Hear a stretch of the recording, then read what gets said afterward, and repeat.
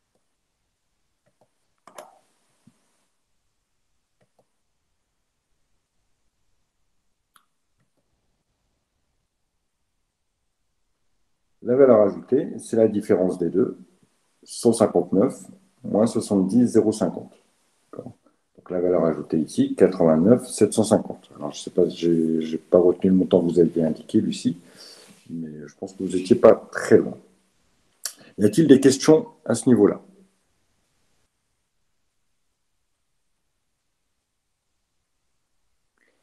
Alors, si c'est bon pour tout le monde, on va passer au dernier solde qui nous intéresse. C'est l'insuffisance, enfin, c'est l'excédent ou l'insuffisance brute d'exploitation. Et je vais demander à Clara Bersin de nous travailler sur ça. D'accord. Enfin, c'est elle qui nous proposera une réponse. Savoir comment vous avez repris. C'est pas très compliqué hein, à ce niveau-là.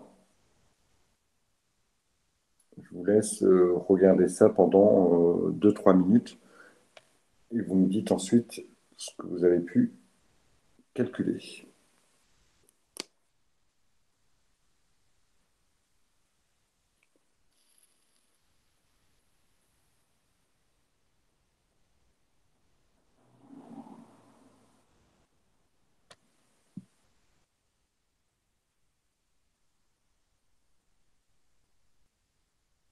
Allez-y, réfléchissez, réfléchissez.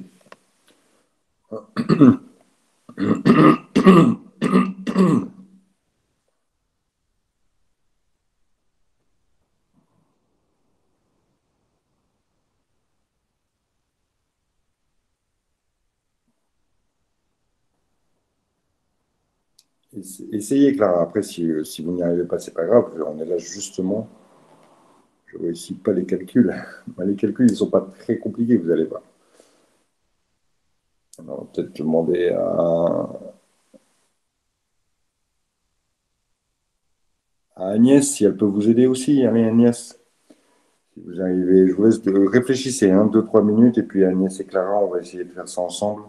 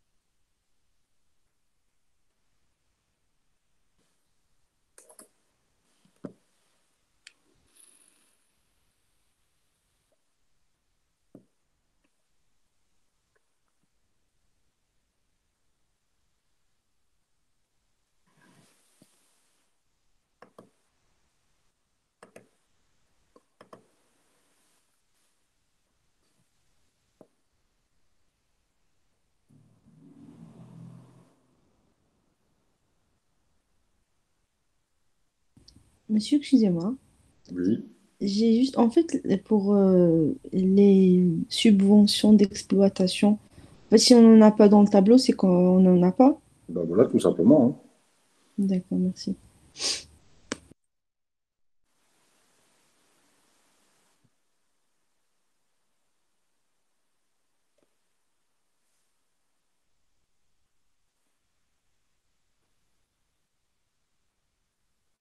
Mais moi, j'ai une petite question également. Euh, on est censé trouver en fait un bénéfice comme mentionné dans le tableau à 12 450 ou pas? 12 450. Non, non, non, non, pas Ah, possible. ok. Pas Ok. possible.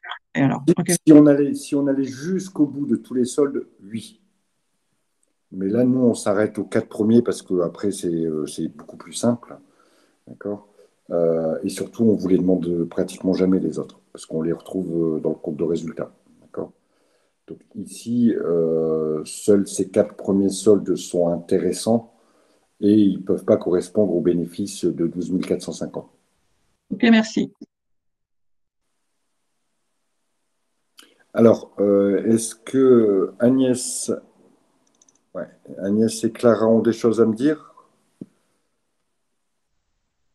Je ne comprends pas aussi. Est-ce que 8000 c'est trop? J'arrive.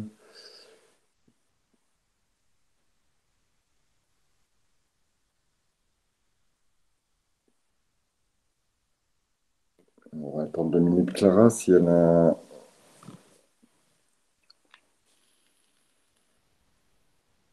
24 700. Alors, la valeur ajoutée, on va reprendre la valeur ajoutée, effectivement. D'accord? On va reprendre la valeur ajoutée que l'on a trouvée ici. Ce ne sont que des reprises. Les subventions, vous avez raison, il n'y en a pas. D'accord? Donc, ici, obligatoirement, au niveau des produits, on va rester juste avec les impôts et les taxes. Il suffit d'aller lire dans le tableau. D'accord? On en a pour 6 000 euros, vous avez raison. Pas de problème. Les charges de personnel, idem, on va les lire dans le tableau ce qu'on a en charge de personnel. Et en charge de personnel, on a 59 000 euros. Ensuite, je vais additionner les deux. D'accord? Donc, pas très compliqué. On va retrouver nos 65 000 euros ici. Voilà, très bien. Et vous avez été jusqu'au bout, Clara? Parce que vous êtes sur la bonne lancée, là. Donc, pour calculer l'insuffisance ou l'excédent brut d'exploitation, on va faire tous les produits, donc 89 000, bien sûr, tous les produits de la partie qui concerne l'excédent ou l'insuffisance, 89 750, moins 65 exactement, et on va retrouver ici 24 750. D'accord? Voilà, parfait. Alors, vous voyez que c'est pas très dur, Clara, vous avez réussi. Donc, ici, on est dans le cas d'un excédent brut, d'accord? Puisque quand le chiffre est positif, ce sera un excédent, alors que quand le chiffre est négatif, ce sera donc une insuffisance. Alors, on va le noter quand même en commentaire ici. Le solde étant positif, c'est donc un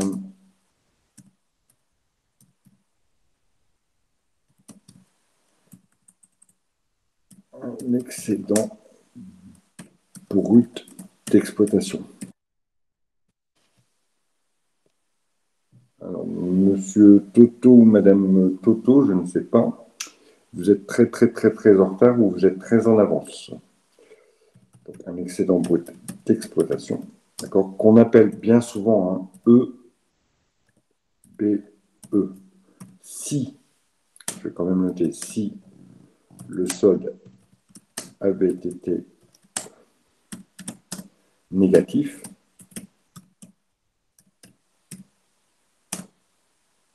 alors on aurait eu une insuffisance. Insuffisance brute d'exploitation. Donc là, c'est juste un problème de vocabulaire, mais pour pas que vous soyez perdu, d'accord? Si effectivement le solde il est positif, on parlera donc d'un excédent brut d'exploitation qu'on appelle aussi EBE. Et si le solde est lui négatif ici, on aura un IBE, une insuffisance brute d'exploitation. Alors, en résumé de tout ça, en résumé de ce tableau sur lequel on travaille déjà depuis 2-3 séances, en résumé de tout ça, finalement, il faut savoir lire, puisque beaucoup des soldes sont composés soit d'eux-mêmes. Quand on reprend ici la valeur ajoutée, il suffit de reprendre le montant de la valeur ajoutée qu'on a calculé précédemment. D'accord? Beaucoup des soldes sont formés d'eux-mêmes et d'éléments qu'on retrouve tels quels dans le compte de résultat. Quand je prends impôt, taxe et versement assimilé, je regarde mon compte de résultat, impôt, taxe, versement assimilé. Donc, je reprends simplement le montant qui est indiqué. Il ne faut pas paniquer quand je ne trouve pas le montant, en sachant que les produits, je vais les trouver dans la colonne des produits et éventuellement les charges, je vais les trouver dans la colonne des charges. D'accord? Si je ne trouve pas, comme ici tout à l'heure, Salma me posait la question sur la subvention d'exploitation, c'est qu'il n'y en a pas. D'accord? Subvention d'exploitation, il n'y en a pas. C'est tout. J'ai peut-être une question. Alors, je vais répondre après à votre question. Je finis juste de vous expliquer qu'il faut.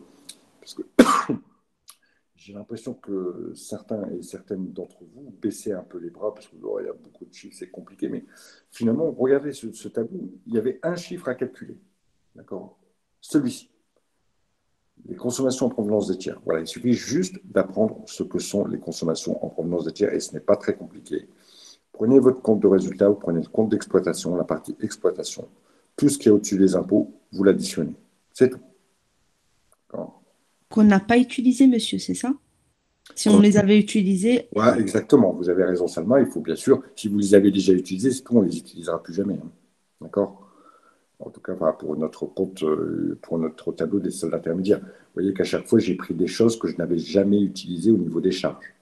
D'accord? Donc, effectivement, Salma a raison, c'est bien des choses que je n'ai pas encore utilisées. C'est pourquoi ici, au niveau des consommations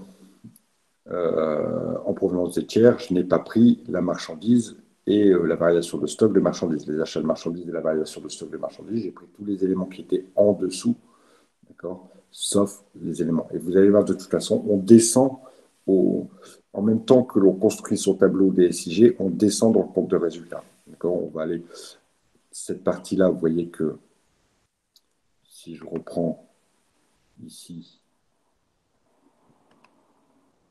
un petit carré, cette partie-là, je l'utilise pour calculer le BE.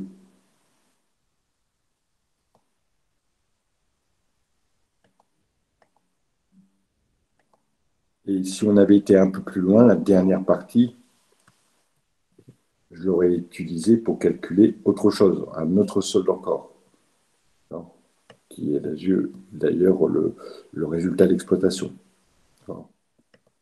Donc, vous voyez qu'on descend à chaque fois, et c'est ce que je vous disais aussi, c'est que les tableaux, si le compte de résultat, s'il vous est fourni, de toute façon, il sera dans l'ordre. Alors, si vous faites votre compte de résultat comme on a pu le faire durant les premiers exercices, on n'a pas forcément respecté l'ordre. D'accord? Par exemple, ici, on a mis les taxes avant des choses qui auraient dû aller au-dessus. D'accord? Mais c'est pas grave, nous, l'ordre, on s'en fiche. D'accord? On ne vous demande pas de connaître l'ordre. D'accord? Mais si effectivement on vous présente un compte de résultat comme ici, ou comme dans l'année 2018, en général, enfin pas en général, c'est sûr, l'ordre sera bien respecté. C'est un ordre, on va dire, entre guillemets, officiel. Alors, je vais prendre les questions. D'accord? Je vais regarder s'il y a des questions auxquelles je n'aurais pas répondu.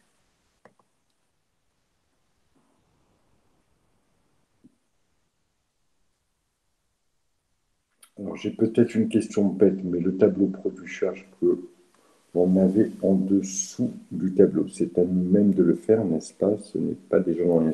Alors, si Majoline, alors en 2018, regardez, sur l'annale de 2018, vous voyez, on vous a donné le compte de résultat qui était là. Donc ça a été donné. Et le tableau, ici, le tableau que j'ai mis, que j'ai reproduit sur le côté, parce que en fait, j'ai fait une image que j'ai copié-collé sur mon fichier ici.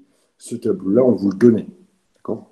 Donc vous voyez que, a priori, c'était largement accessible, hein, puisqu'on vous donnait le tableau, il y avait juste à le remplir. C'était une annexe qu'il fallait rendre avec sa copie, et donc qu'il fallait remplir. Oui, oui, oui, mais c'est parce qu'en 2017, on ne demandait pas de le faire. En 2017, dans les questions, moi j'ai voulu qu'on le refasse pour le retravailler, d'accord? Mais en 2017, on va répondre aux questions. Alors on en avait un petit peu besoin quand même, parce qu'on nous demande de regarder au niveau de la valeur ajoutée. Donc si on ne sait pas ce que c'est que la valeur ajoutée, comment elle est calculée, ça me paraissait compliqué de répondre à ces questions. Alors d'abord, on va regarder pour la question 3-4, d'accord? Calculer le taux d'évolution du chiffre d'affaires, d'accord? Et du résultat. Commenter donc vos résultats, les chiffres que vous avez. Alors, on va regarder comment on calcule une évolution, un taux d'évolution. Oui, bien sûr.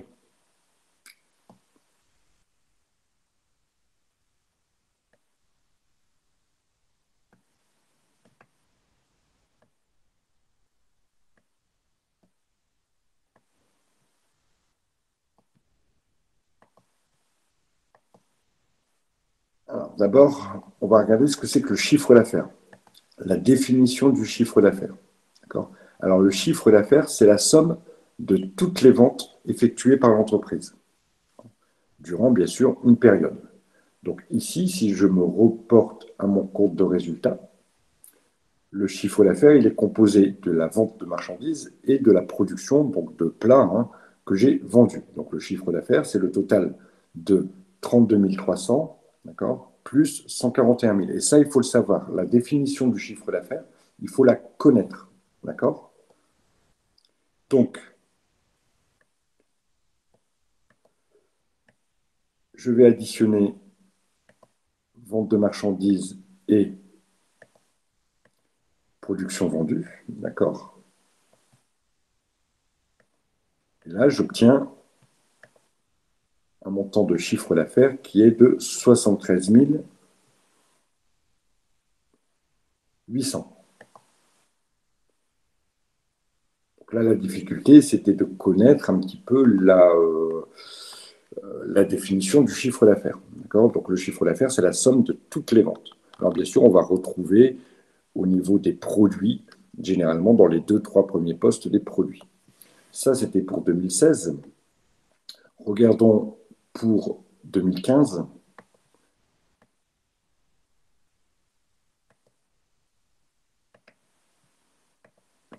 Et voilà le chiffre d'affaires qui a été réalisé en 2015. Alors, c'est pas bien compliqué déjà au premier coup d'œil de voir qu'il y a eu une augmentation du chiffre d'affaires.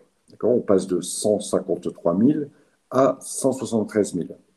Maintenant, j'aimerais bien qu'on puisse calculer en pourcentage de combien ça a augmenté. Je vais vous prendre un exemple. Imaginons qu'un premier prix soit de 100 euros et que vous repassez dans le même magasin pour voir la paire de bottes que vous voulez acheter. Et puis, la paire de bottes maintenant est affichée à 112 euros. Quelle a été l'augmentation? Vous avez regardé au mois de septembre une paire de bottes, ou un jean, ou tout ce que vous voulez, ou un blouson, une paire de baskets, c'était à 100 euros. D'accord. Au mois de décembre, vous vous dites, ah, je vais me faire plaisir pour Noël, je vais m'acheter cette paire de bottes. Et cette paire de bottes coûte aujourd'hui 112 euros. Elle coûtait 100 euros, elle est maintenant à 112 euros. De combien a-t-elle augmenté en pourcentage?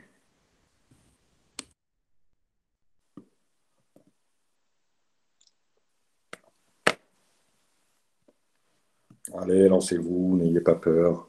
12%. Bravo, Élise. Moi, j'aimerais bien savoir maintenant, Élise, vous avez raison, la réponse est bonne. Quel calcul vous avez fait pour trouver 12%?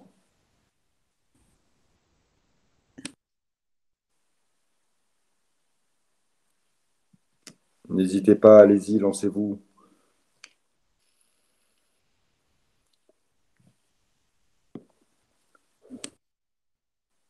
Donc, Élise, elle a fait le calcul suivant. Elle a pris le prix d'arrivée, 112, moins le prix de départ, 100.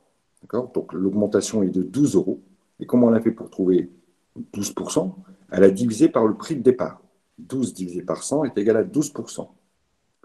Si je vous avais dit, ça coûtait au départ 80 euros et maintenant ça coûte 96, vous auriez fait la même. Alors, sauf que cette fois-ci, vous auriez dû prendre votre calculatrice, d'accord?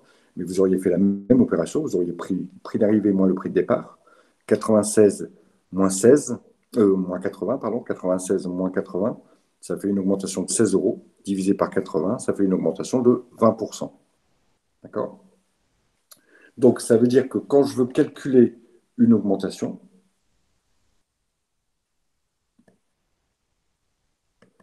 je vais faire le chiffre d'affaires de 2016 moins le chiffre d'affaires de 2015. Donc, il y a eu une augmentation ici, une variation de 20 800 euros, d'accord, divisé par le chiffre d'affaires de 2015, divisé par le chiffre d'affaires de départ. Ça veut dire 173 800 moins 153 000, ce qui fait finalement, ici, 23 800 divisé par 153 000, et ça me donne 13,59%.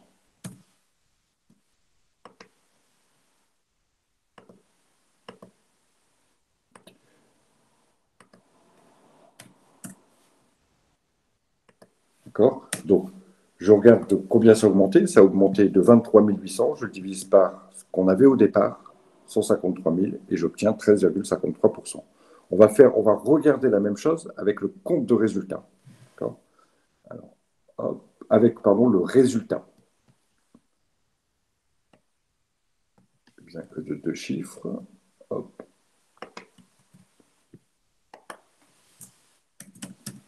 Donc, quel a été le résultat? Le bénéfice. Hein. Donc, ici, le bénéfice que je peux lire dans mon tableau tout en bas. Voilà. La première année, il a été de 50 € en 2015. Et en 2016, il a été de 12 450. 2015, 50 €. 12 450 en 2016. D'accord? Ça, c'est mon résultat. Donc, c'est mon bénéfice.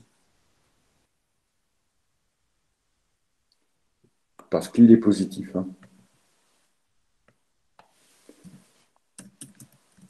C'est du bénéfice, car le résultat est positif. Ça veut dire que j'ai gagné des sous.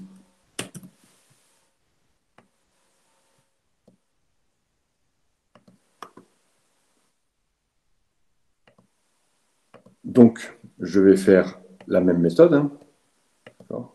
Je vais regarder quelle est la variation, de combien on a augmenté. On a augmenté de 99%. Bah, à mon avis, on a augmenté même de beaucoup plus. Donc, la variation, ici, elle est de ça moins ça. Ça, c'est en valeur. Donc, j'ai gagné 12 400 € de plus que la première année. Donc, je vais le noter pour qu'on comprenne bien ce que j'ai fait. Ici, l'entreprise a gagné plus 12 400 € par rapport à 2015, donc à l'année précédente. Donc on va calculer notre variation en pourcentage maintenant, avec la même méthode que l'on a fait précédemment. Ça veut dire l'arrivée 12 450 moins ce qu'on avait au départ, 12 400, divisé par ce qu'on avait au départ, 12 400. Donc on a calculé 12 400 divisé par 50. J'ai fait une erreur ici. Excusez-moi, c'était par 50.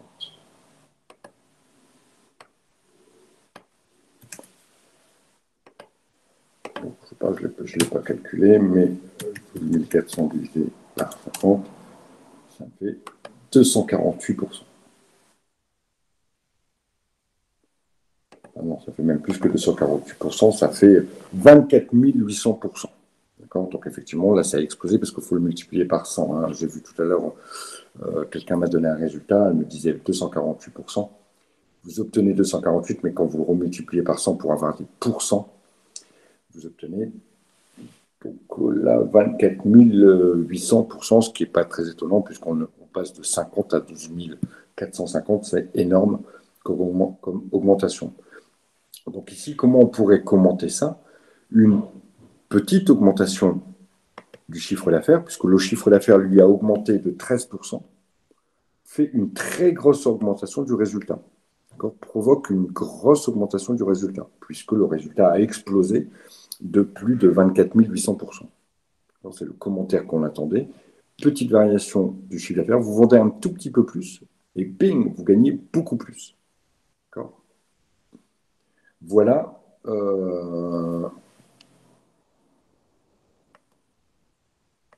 voilà ce qu'il fallait répondre sur cette partie-là. Est-ce que c'est clair pour tout le monde?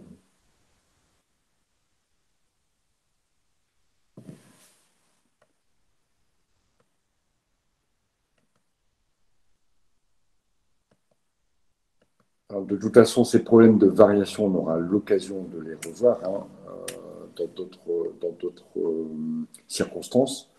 D'accord. Mais ici, voilà, c'était simplement pour. On cherchait à vous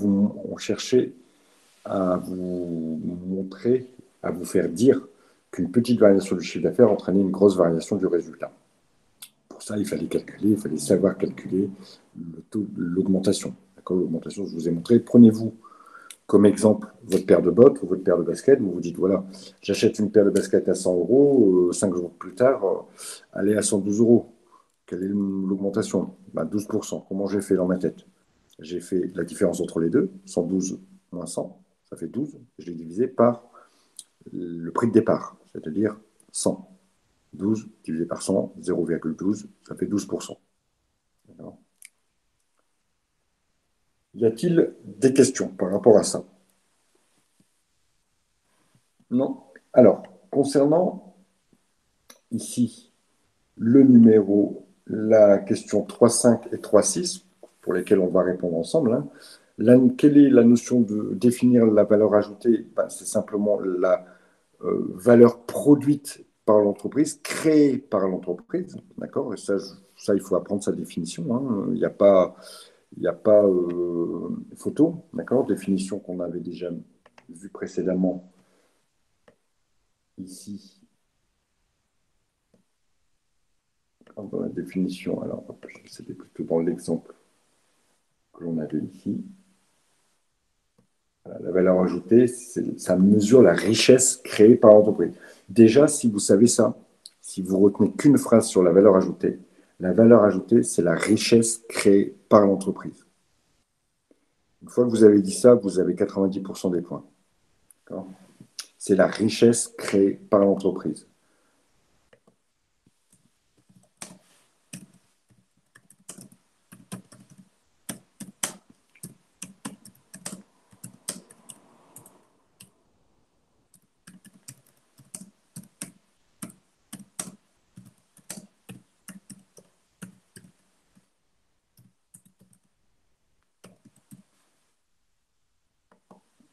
Donc, comment la faire augmenter? Il suffit de regarder comment, dans notre tableau, est composée la valeur ajoutée. Si je fais ça moins ça, comment je fais pour augmenter ça? D'accord. Tout simplement, je vais soit baisser les consommations ou bien avoir une action simultanée, mais je peux faire une baisse des consommations en provenance des tiers. Comment je peux gagner plus d'argent aussi? Comment je peux créer plus de richesse?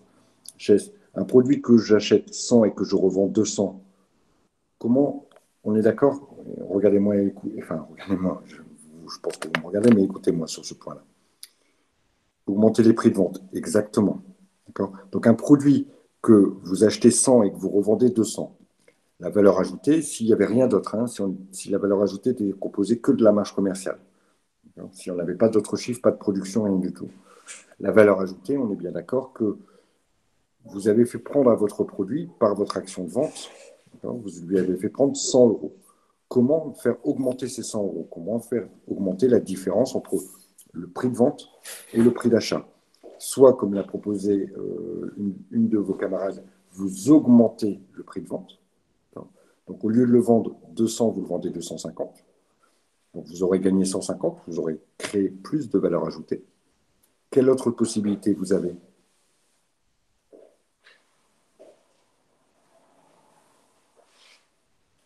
Trouver simplement à acheter moins cher votre produit à travers d'autres fournisseurs ou en négociant les prix, tout ce que vous voulez. D'accord?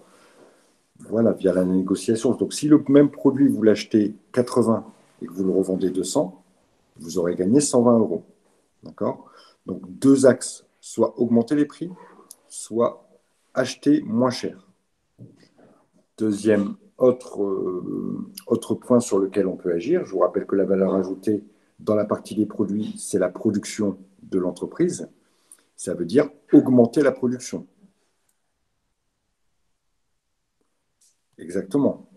Exactement comme le dit Mageline, si on augmente le volume d'achat, on peut mieux négocier ses prix. Donc maintenant, concernant comment augmenter la production de l'exercice, ben, il va falloir produire plus de biens ou de services destinés à la vente. Donc voilà les points sur lesquels on voulait vous faire réfléchir pour savoir si vous étiez calé sur la problématique de la valeur ajoutée. Parce que si vous ne savez pas comment est composée la valeur ajoutée, vous ne pouvez pas donner d'informations. D'accord ? Vous ne pouvez pas dire comment l'augmenter et comment la baisser. Par exemple, une personne qui dit il faut baisser les impôts, il a tout faux, puisque les impôts viennent après le calcul de la valeur ajoutée. La personne qui dit qu'il faut baisser les charges de personnel, il a tout faux aussi. Puisque les charges de personnel constituent l'excédent brut d'exploitation et n'interviennent pas dans le calcul de la valeur ajoutée. Est-ce que c'est bon pour tout le monde? Alors, en guise de conclusion, je vais mettre des exercices supplémentaires concernant les tableaux DSIG, 3 petits exercices que je vais mettre en ligne ce soir, puisqu'on a terminé ce soir ou demain, puisqu'on a terminé notre cours sur ça. Et libre à vous de les faire. Il y aura une correction vidéo dans votre NetCampus, d'accord? Libre à vous de le faire, il n'y a rien d'obligatoire. Mais n'oubliez pas que c'est en s'exerçant aussi qu'on apprend. Voilà, c'est terminé pour ce soir. S'il n'y a pas de questions, on se retrouvera donc. Vous ne les corrigerez pas avec moi, mais je ferai une vidéo pour les corriger. Alors, je pourrais revenir sur un point, hein, d'accord? Il n'y a aucun ou non, c'est plus un exercice. C'est plus un exercice personnel. Il y aura une correction vidéo que je vais filmer exactement comme je fais mes corrections ici, d'accord? Je vais essayer de voir tous les problèmes que vous auriez pu rencontrer. Mais a priori, je ne les ferai pas parce que voilà, il faut qu'on passe à autre chose. Les prochains chapitres, je vous les ai déjà mis. C'est le chapitre qui concerne l'étude de la rentabilité. Ne commencez pas le TD, d'accord? Le TD sera à faire pour la fois suivante. J'ai une petite question sur les TD à rendre. Je vous écoute, Salma. Désolée, c'est bon parce que vous parlez de ça, du coup, c'est bon. C'est bon? D'accord. Donc, pour l'étude de la rentabilité, ne faites pas le TD pour la prochaine fois, puisqu'on a besoin de faire un exercice ensemble pour que vous compreniez bien cette notion-là, et puis vous pourrez rendre votre TD pour la fois suivante. Si vous voulez le commencer, allez-y, hein, il n'y a aucun souci. Mais a priori, il ne sera à rendre que pas la prochaine, mais la séance d'après. D'accord. Du coup, excusez-moi, monsieur. Du coup, même si jeudi on fait une séance, je peux toujours le rendre vendredi, le TD? Oui, oui, parce que jeudi, ça ne sera pas la correction du TD, ça sera d'autres exercices pour bien D'accord. comprendre les notions. D'accord? D'accord. Merci, monsieur. Voilà, écoutez, s'il n'y a pas d'autres questions, je vous dis bonne soirée et on se voit jeudi donc. Ciao.